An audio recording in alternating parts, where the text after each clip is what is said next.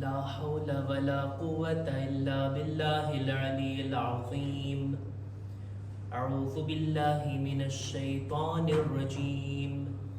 بسم الله الرحمن الرحيم.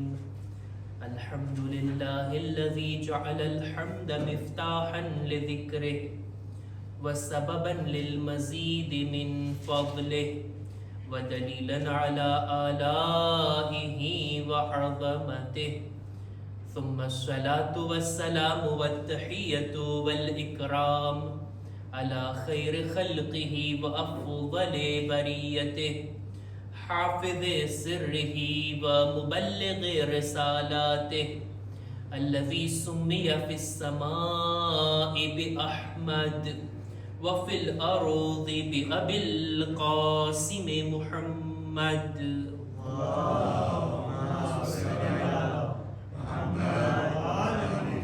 وعلى أهل بيته الطيبين الطاهرين المعصومين المظلومين ولعنة الله على أعدائهم أجمعين.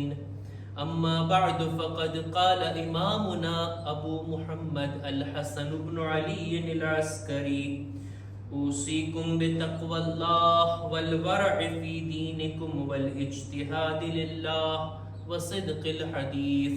صلوات بر محمد وآل محمد.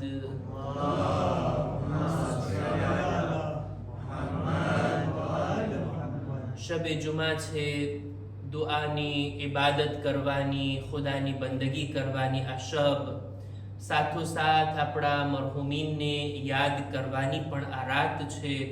અને ખાસ કરીને જે મરહુમાના ઈસાલે સવાબ માટે આ મજલિસ પર ગુજાર કરવામાં આવી, આપણા મરજે તકલીદની અહેલિયા, ખુદા મરહુમા ઉપર રહેમત નાઝિલ કરે અને આપણા મરજે તકલીદને તુલાની ઉમ્ર અતા કરે. એક બાવાઝે બુલંદ સલવાત.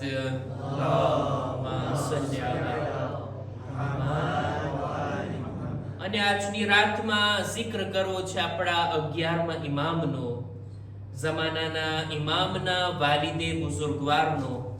આપણા 11મા ઇમામ કે જેમની વધુ પડતી જિંદગી સામરાની અંદર પસાર થઈ. આપણા 8મા ઇમામ મદીનામાં ખૂબ ઓછું રહ્યા છે. એક રીતે જોઈએ તો આપણા બધા ઇમામો લગભગ મદીનામાં વધારે જિંદગી વિતાવ્યા અને બહાર ઓછું. આપણા 8મા ઇમામ આખી જિંદગી મદીનામાં હતા.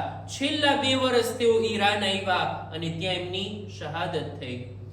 આપણા આકા અને મૌલા અમીરુલ મુમિનીન મક્કા અને મદીનામાં એમની હયાતે તૈયબા પસાર થઈ. જિંદગીના અંતમાં તેઓ કૂફા આવ્યા અને ત્યાં એમની શહાદત થઈ. આપણા 3જા ઇમામ પણ એવી જ રીતના મદીનાની અંદર જિંદગી પસાર કર્યા અને કરબલામાં એમની શહાદત થઈ.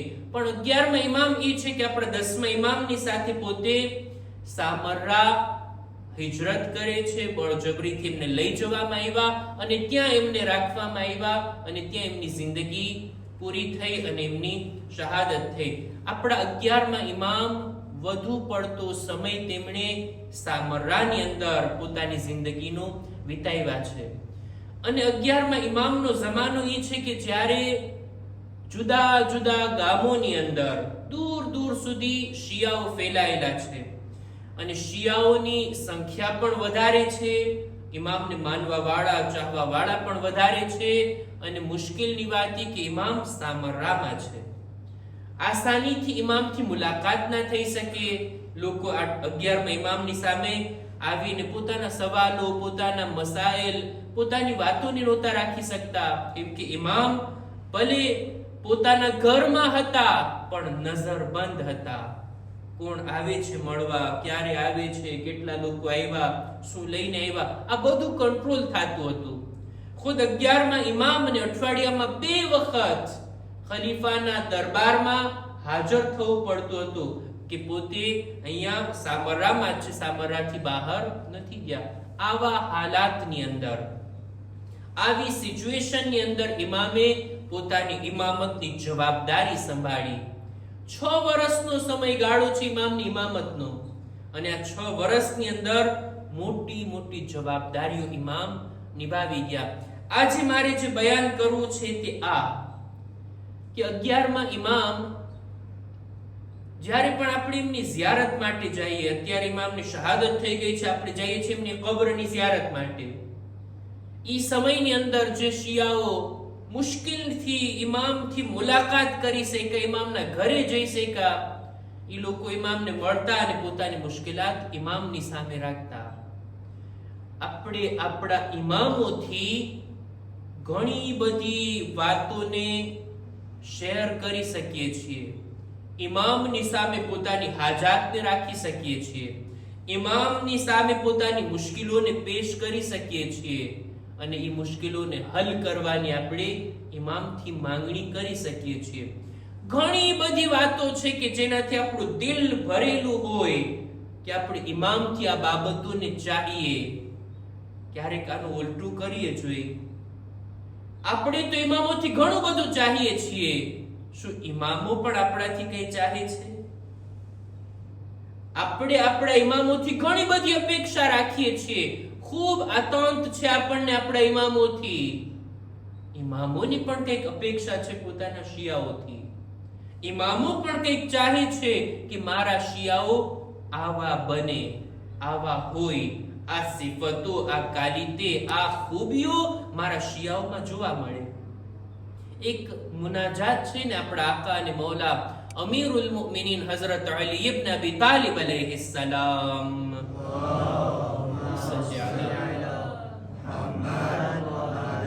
મૌલા પોતાની એક મુનાજાતની અંદર ખુદાની બારગાહમાં આ રીતના અર્ઝ કરે છે, ઇલાહી અંતા કમા ઉહિબ ફજઅલની કમા તુહિબ. ખુદાયા તું એવો સારો છે, તું એવો ખુદા છે જેવો હું ચાહું છું. જે કઈ ખૂબી એક ખુદામાં હોવી જોઈએ ને એ બધી ખૂબી તારી અંદર જોવા મળે છે. એ ખુદા, જેવો હું ચાહું છું એવો તું છે, જેવો તું ચાહે છે ને એવો બંદો તું મને બનાવી દે. આ મૌલા અલીની મુનાજાત.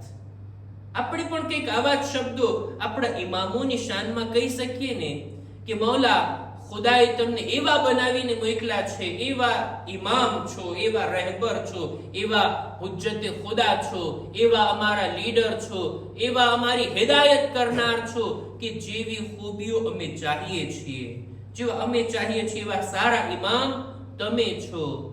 એ મૌલા, તમારી પણ નજરે કરમ થાય ને, જેવા તમે ચાહો છો એવા શિયા અમે બનીએ.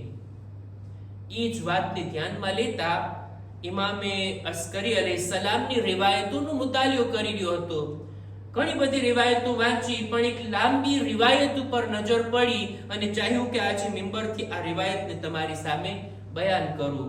રિવાયત 2-4 લાઈનની નથી, એકાદ પેરેગ્રાફની નથી, આખા એક પેજની રિવાયત છે. લાંબી રિવાયત છે. હવે તમે કેટલી સાંભળવા માંગો છો એની જાણકારી મને તમારી સલવાતથી થશે. એક બાવાસે બુલંદ સલવાત.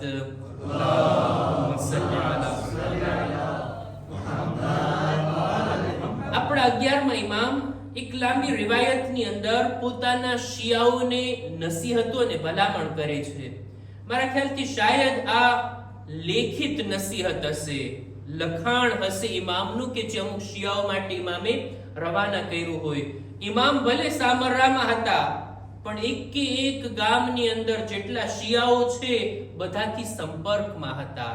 ઇમામના નુમાઇંદાઓ, ઇમામના નાએબ, ઇમામના વકીલ, ઇમામ તરફથી નીમવામાં આવેલ લોકો એક ગામમાં જતા આવતા અને ઇમામ સાથે મુલાકાત કરતા અને આ રીતના ઇમામ સંપર્કમાં રહેતા. આપણા 11મા ઇમામના 6 વર્ષની ઇમામતની અંદર ઇમામે જેટલા પત્ર લખ્યા ને એમાંથી 113 પત્ર તો અત્યારે મોજૂદ છે આપણી પાસે કિતાબોની અંદર.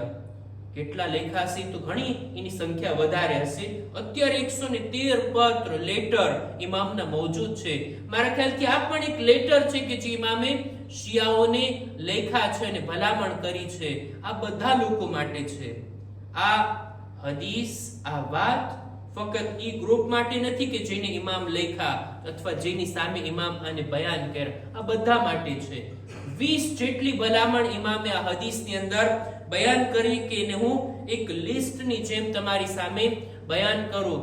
શાયદ આ 20 બાબતો મારા બોલવા થકી મને અમલની તૌફીક મળે, અને જેના સુધી અવાજ જાય છે ખુદા એ બધાને 11મા ઇમામની આ નસીહતો પર અમલ કરવાની તૌફીક અતા ફરમાવે. ફરી એકવાર બાવાઝે બુલંદ સલવાત.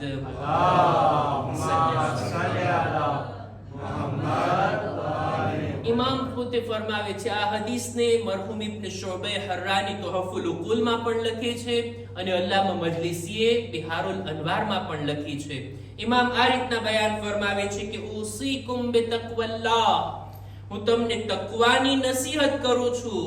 ખુદાની પરવા કરો, ખુદાનો ખૌફ દિલમાં રાખો અને તકવા વસાવો. વલ વરઅ ફી દીનિકુમ, તમારા દીની કામોની અંદર વરઅથી કામ લ્યો. તકવા એટલે ગુનાહથી બચવું, વરા એટલે જે ગુનાહ હોવાના શુભા છે, જેના ઉપર જે કામ હરામ અથવા નાજાયઝ હોવાનો શક અને ગુમાન હોય ને એનાથી પણ બચવું, એનું નામ છે વરા. હું તમને તાકીદ કરું છું તકવાની અને વરાની.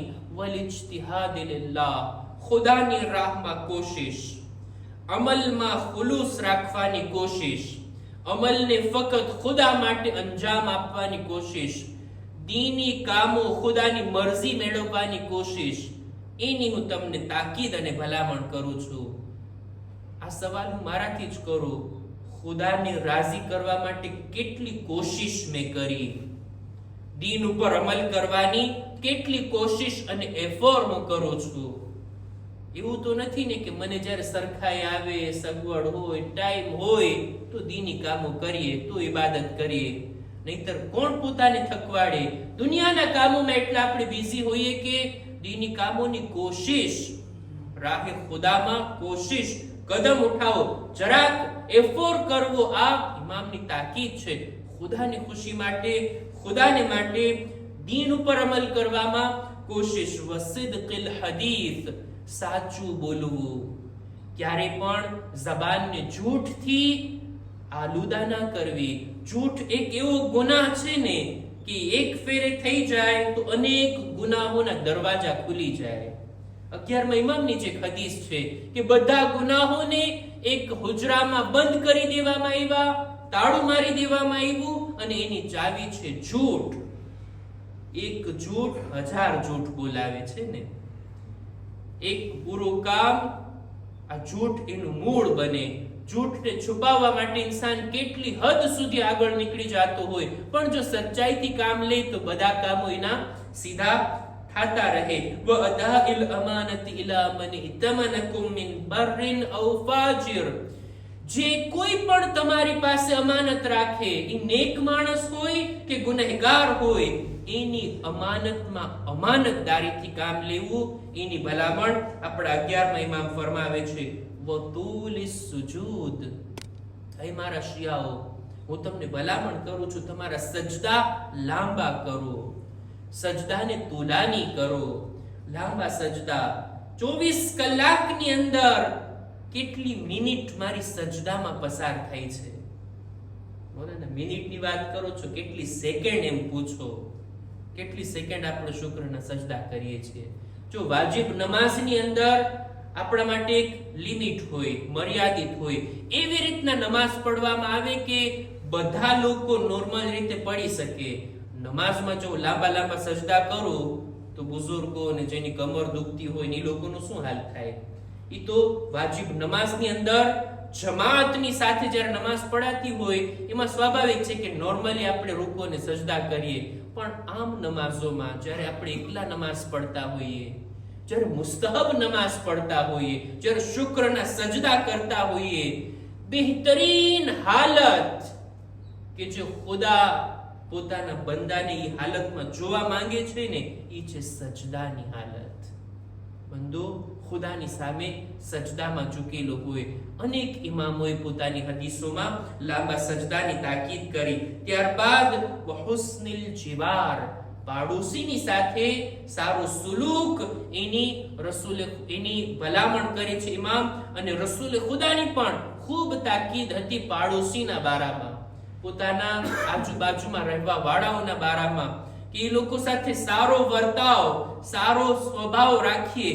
ઓછામાં ઓછું એ કે આપણા થકી એને કઈ તકલીફ ના ઊભી થાય, એને કઈ અગવડતા ના પડે, આ ધ્યાન રાખવાની ઇમામે તાકીદ કરી. આટલી વાત તો બયાન કરીને ફરમાવે છે કે ફબિહાઝા જાઆ મુહમ્મદુન સલ્લલ્લાહુ અલૈહિ વાલિહિ વસલ્લમ.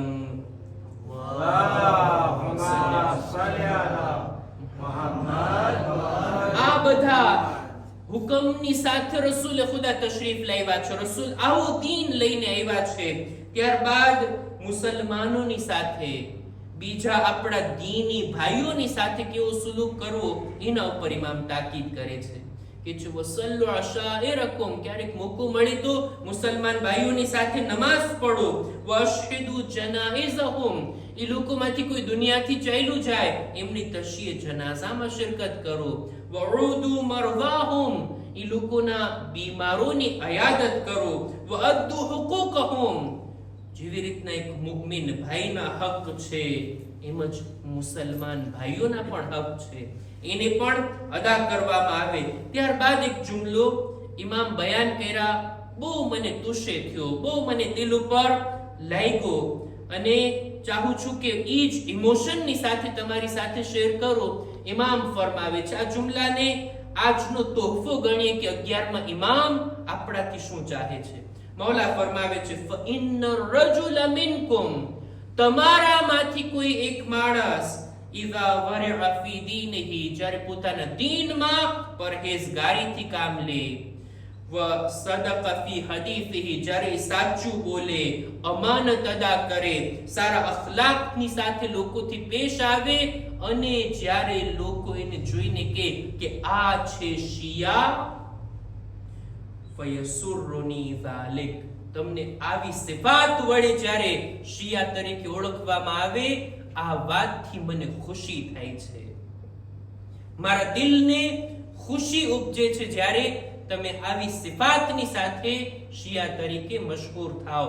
એક સલવાત પર મુહમ્મદ વાલે મુહમ્મદ.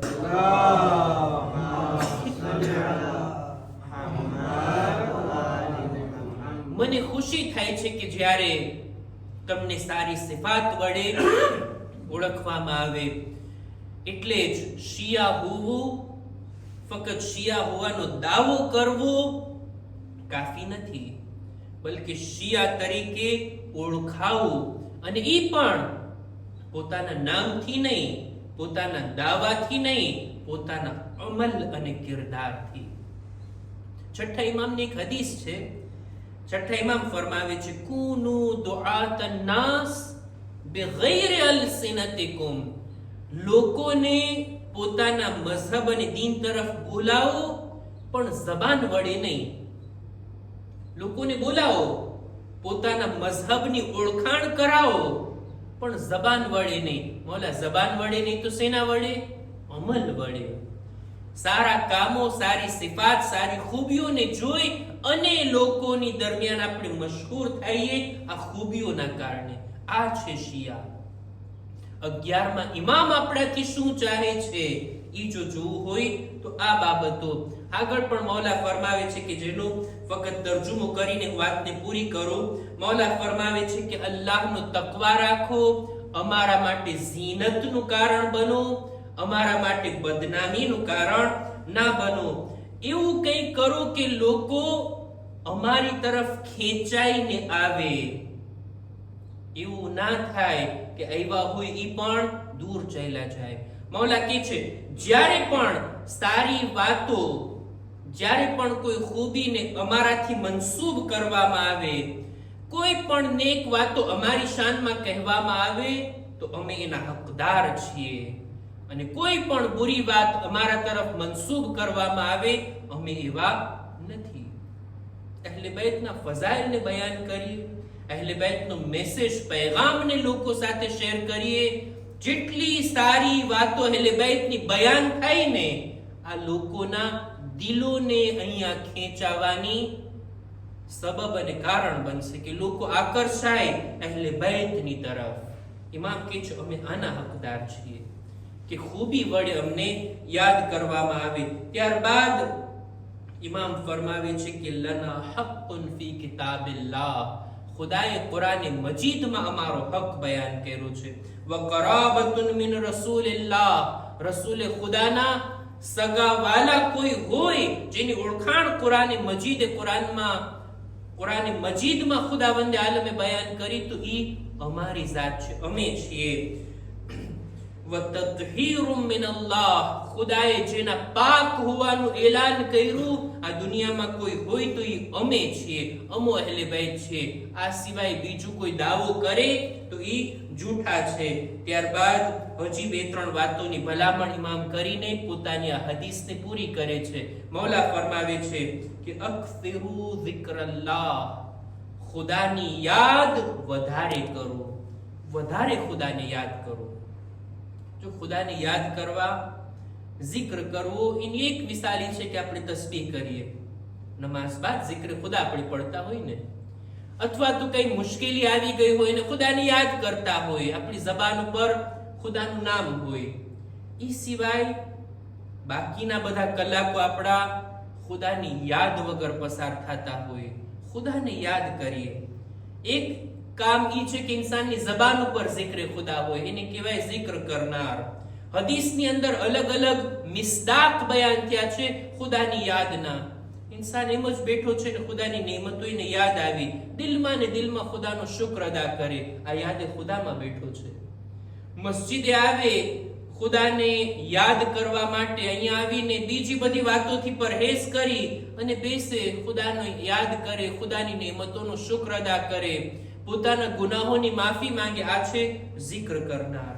હદીસમાં ત્યાં સુધી છે zikr કરનાર ઈ મુમિન પણ છે જે ગુનાહ કરવાના સમયે ગુનાહથી અટકી જાય, ખુદાના ખૌફથી આ ગુનાહનો માહોલ, ગુનાહનો મોકો છે એની સામે એવો છે, ખુદાની ખુશી માટે ગુનાહને છોડી દઈને આ પણ અલ્લાહને યાદ કરવા વાળો છે, આ પણ ખુદાનો zikr કરનાર છે કે ખુદાની યાદે એને આ ગુનાહથી અટકાવી દીધો. વધારે અલ્લાહનો zikr કરો. વ zikરલ મૌત, મૌતને પણ ભૂલી ના જાઓ, મૌતને પણ યાદ કરો. વ તિલાવતિલ કુરઆન, વધારે કુરાની મજીદની તિલાવત. વ સલાત અલા નબી સલ્લલ્લાહુ અલૈહિ વાલે, રસૂલે ખુદાની જાત ઉપર વધારે સલવાત પડતા રહો. અલ્લાહુમ્મા સલ્લી અલા મુહમ્મદ વ આલિ મુહમ્મદ. فإن الصلاة على رسول الله 10 حسنات, એક સલવાતમાં ખુદા 10 નેકી લખે છે આપણા નામે અમાલમાં. અને આ સલવાતને વધારે પડવાની તાકીદ 11માં ઇમામ કરે છે. કોઈ મોટી વાત નથી સલવાત પડવી, અમુક સેકન્ડ લાગે છે. સલવાત ધીમેથી પણ પડી શકાય, બુલંદ અવાજથી પણ પડી શકાય. બુલંદ અવાજથી પડવામાં ફાયદો એ છે કે બુલંદ અવાજ પડવાથી દિલમાંથી નિફાક દૂર થાય છે, મુનાફિકત બહાર ચાલી જાય છે, ખુલૂસ અને નિખાલસતા પેદા થાય છે આપણા દિલની અંદર. હજી એકવાર બાવાસે બુલંદ સલવાત.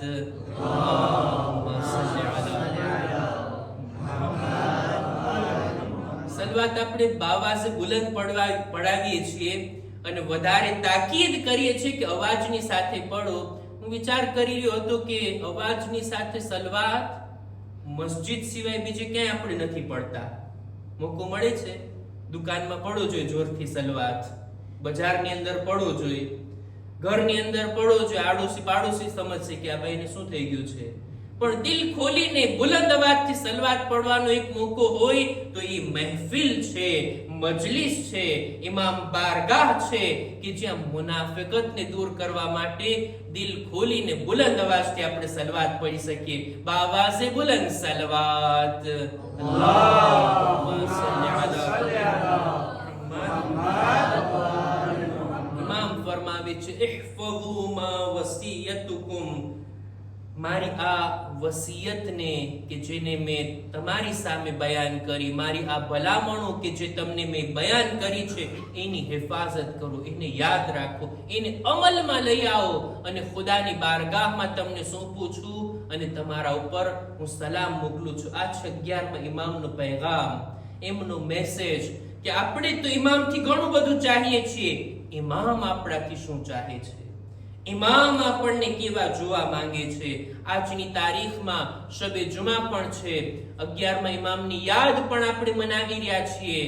ઇમામે ઝમાનાના વાસ્તાથી ખુદાની બારગાહમાં આપણે દુઆ ગુજારીએ, પરવરદિગારા આ 11મા ઇમામના સદકામાં, એમના વસીલાથી, એમના વાસ્તાથી તારી બારગાહમાં દુઆ છે 11મા ઇમામની આ ભલામણો પર અમલ કરવાની બોલનાર સાંભળનારને નેક તૌફીક અતા ફરમા.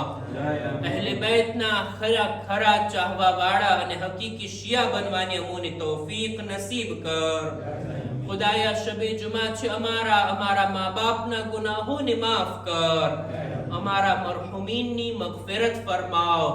દરેક મુમિનીન મુમિનાતની જાન માલ ઇઝ્ઝત આબરૂની હિફાજત ફરમા. ખુદાયા મડગસ્કરના મુમિનીનની જાન માલની હિફાજત ફરમા. ખુદાયા જો બીમાર છે શિફા અને તંદુરસ્તી અતા કર. અમારા બદનમાં પણ સલામતી આપી દરેક બીમારીઓથી અમોને મહેફૂઝ રાખ. ઝમાનાના ઇમામના ઝુહૂરમાં તાજીલ ફરમા. અમારો શુમાર એમના સાથીઓમાં કર. ربنا تقبل منا إنك أنت السميع العليم